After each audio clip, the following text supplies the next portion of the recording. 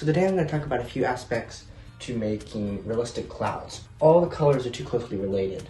There's not enough contrast, so I'm simply going to darken my blue cloud mixture and just add a little more contrast and make it a little more dramatic. The shape of your clouds they're very important. I like to think of trying to make my clouds like a random orderliness. You want them random, but you also, the overall picture you want to be in somewhat of an order.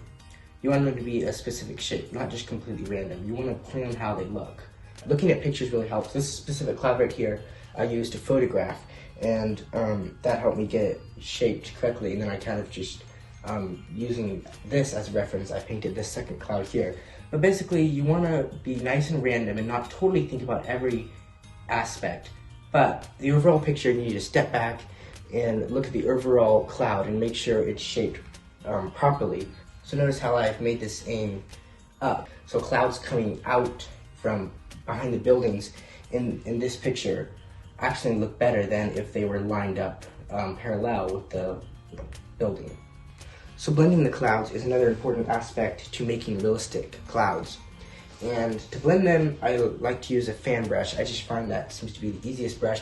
Also, clean it frequently as you're blending because it will get paint on it and then it won't work as well. A clean brush blends the best. But basically, after you've applied your paint, just basically swiping it over, brushing over it softly with your fan brush can blend it beautifully, but the edges are the hardest to get. It's pretty easy to blend the middle, but it's hard to get it blended perfectly on the edges. And sometimes you want your clouds to be a little more rough, but if you do want soft edges, brush them gently until they're nice and soft.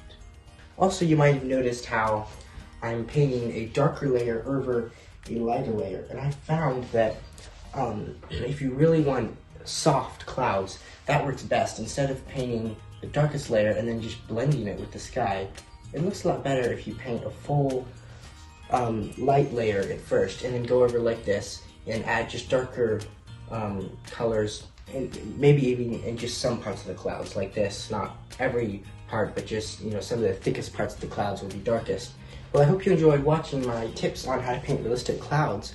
And also, I would like to mention something that I forgot to mention in the beginning. This also has helped me add my second layer of clouds, my darker layer of clouds onto the lighter layer.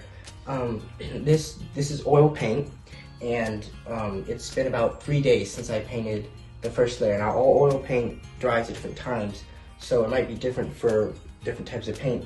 But basically, this layer is already, it's still slightly wet, but it's also dried some, so it's easier for me to apply my darker layer. You might find if you apply it right away, it blends too well and it just basically gets lost and there's no way to work with it. So since it's partially dry, I can add it easily. Anyway, please like and subscribe. Or if you're interested in purchasing this piece of art in the future when it's finished, or any other pieces of my art that are completed, please check out my website at johnperspectiveartist.com.